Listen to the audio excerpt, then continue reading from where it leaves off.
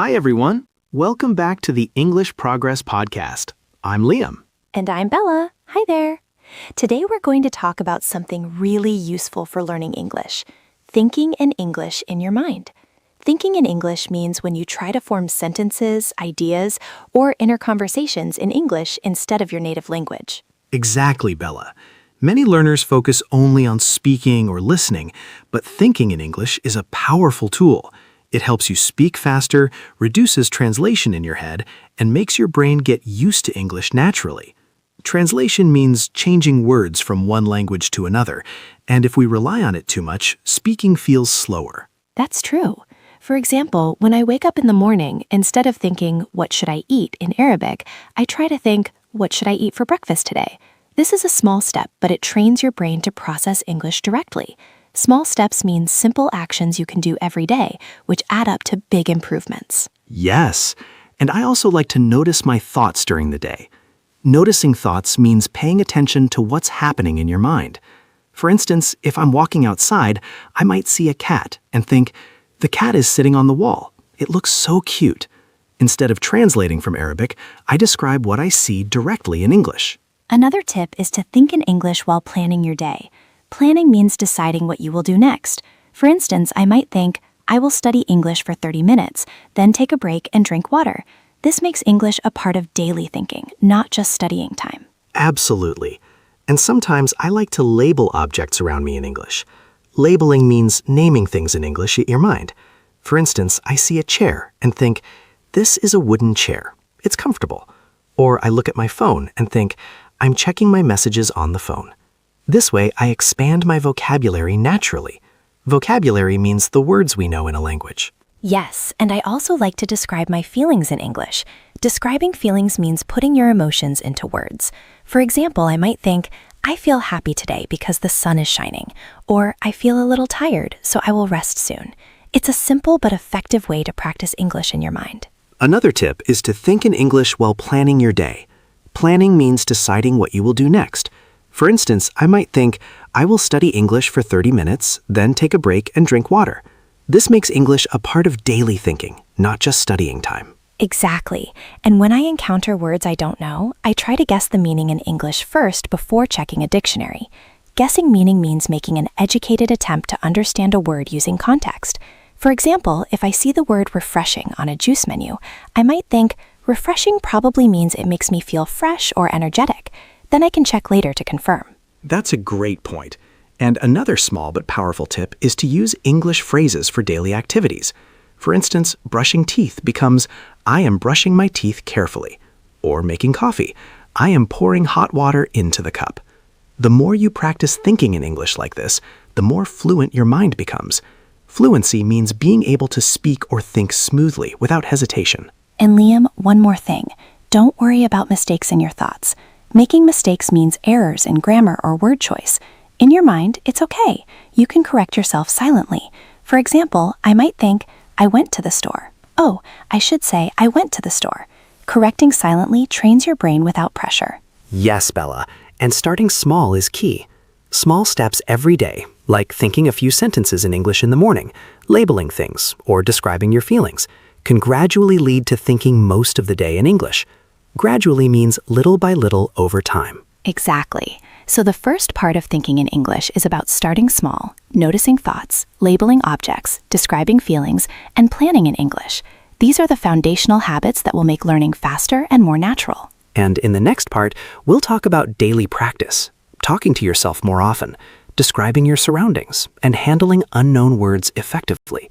That's where your mind really starts thinking fluently in English. Daily practice means doing a little bit of English thinking or speaking every day. For example, I try to spend at least 10 minutes every morning thinking in English about my plans, my feelings, or what I see around me. Even a short time every day can make a big difference. One technique I use is talking to myself silently or out loud in English. Talking silently means forming sentences in your mind without saying them, and talking out loud means practicing pronunciation and rhythm. For example, when I make coffee, I might think, I am boiling water. I will pour it into the cup slowly. Talking out loud also helps train your mouth and tongue for natural English sounds. I like to describe everything I notice around me in English. Describing means explaining or talking about something in detail. For example, when I walk outside, I might think, the sky is cloudy today. The wind feels cool and fresh. The trees are moving gently. This helps me connect English words to real-life experiences. Another useful technique is imagining conversations in English. Imagining conversations means thinking about dialogues you could have with someone. For example, I might pretend I'm asking a friend about their day. How was your day? Did you enjoy your work? What did you have for lunch? This makes real conversations easier when they actually happen. A challenge is when we encounter words we don't know. Encountering unknown words means seeing or hearing words we haven't learned yet. I usually try to guess the meaning from context first. Context means the words or situation around the unknown word that help you understand it. For example, if I read, "The weather is scorching today," I might guess that scorching means very hot. Then I check to confirm. Another tip is to keep a small notebook or phone note with new words. Writing down words or phrases helps you remember them. For example, if I see the word refreshing in a juice ad, I write refreshing equals making me feel fresh or energetic. Later, I try to use it in my thoughts, like drinking orange juice is very refreshing. I also like to describe my feelings using new words. Describing feelings means putting emotions into words. For example, if I feel tired, I might think, I feel exhausted today after studying English for 2 hours, but I feel accomplished. Using new vocabulary and context helps you remember it better. A fun technique is narrating your day in English. Narrating means telling a story about what happens. For example, while walking to the store, I might think, I am walking to the store.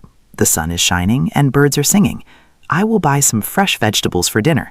This trains your mind to think in English automatically. Practicing before sleep is also very effective. I reflect on my day silently in English. Today, I practiced English, learned new words, and described my surroundings. I feel proud and motivated to continue tomorrow. Reflecting means thinking carefully about your day. Asking yourself questions in English is powerful too. Asking questions means forming sentences that need answers. For example, what will I eat for breakfast tomorrow? Which book should I read? How can I improve my English today? Then I answer in my mind in English. This encourages active thinking. Sometimes I mix English and imagination. I imagine a scenario like ordering food in a restaurant or talking to a friend about my hobbies, and I think about everything in English. This is like mental practice, and it's very effective. Consistency and patience are key. Consistency means doing it regularly, even if it's a few minutes. Patience means knowing your brain will get better gradually. At first, thinking in English can feel slow, but over time it becomes natural and fast. So the main points for this part are practice daily, talk to yourself silently or out loud, describe surroundings, guess unknown words, narrate your day, reflect before sleep, ask questions, and imagine scenarios. Doing these regularly will make thinking in English a habit and improve fluency naturally. Once you are comfortable thinking in English regularly, you can try advanced thinking techniques. This means using more complex sentences, imagining future scenarios, or even planning your day entirely in English. Planning means thinking ahead about what you want to do and how. Yes. For example, I imagine telling a story about my week in English in my mind. I might think, on Monday, I went to the library and studied English for 2 hours. Then I met my friend and we talked about our hobbies. Using stories helps practice past tense, sequence words like then or after that, and descriptive language. Another technique is planning activities in English. For example, tomorrow I will wake up at 7 a.m., exercise for 30 minutes, have breakfast, and then start studying English. Planning in English makes your thoughts more structured and allows you to practice future tense and daily routines vocabulary. And I also like to reflect on my emotions and experiences in English. Reflecting means thinking carefully about how I felt and what I learned.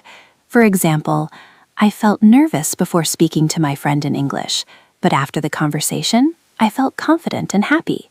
This helps connect language learning with real-life feelings. You can also think about hypothetical situations. Hypothetical means imagined or possible, not real yet. For example, if I travel to London, I will visit the museum and practice speaking English with locals. This helps expand vocabulary and encourages creative thinking in English. Yes. And another tip is rephrasing thoughts in different ways. Rephrasing means saying the same idea using different words. For example, if I think, I am tired, I can rephrase, I feel exhausted, or I need rest. This builds flexibility in language use. Also, using mental conversations with imaginary people is effective. For example, I imagine talking to a teacher, a friend, or a customer, and I think in English. Hello, how are you? Can you help me with this question? This prepares your brain for real interactions. The final step is to make thinking in English a habit throughout the day. Habit means doing something automatically without thinking about it. For example, when cooking, walking, or planning, I try to narrate everything in English silently in my mind.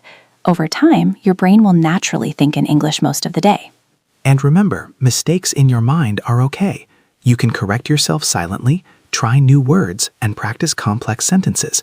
Every thought in English is practice, even if it's small. So the main points for advanced practice are: use stories, plan activities in English, reflect on feelings, imagine hypothetical situations, rephrase thoughts, have mental conversations, and make English thinking a daily habit. Liam, by practicing these techniques every day, you'll notice that speaking, writing, and understanding English will become faster and easier because your brain is already trained to think in English. Thank you for listening to the English Progress Podcast. We hope you found today's tips useful and that you try to think in English regularly. Yes, keep practicing, stay consistent, and enjoy learning English in a natural, fun way. Bye, everyone. Keep thinking in English and make it a part of your daily life. See you next time. Keep learning and using English confidently.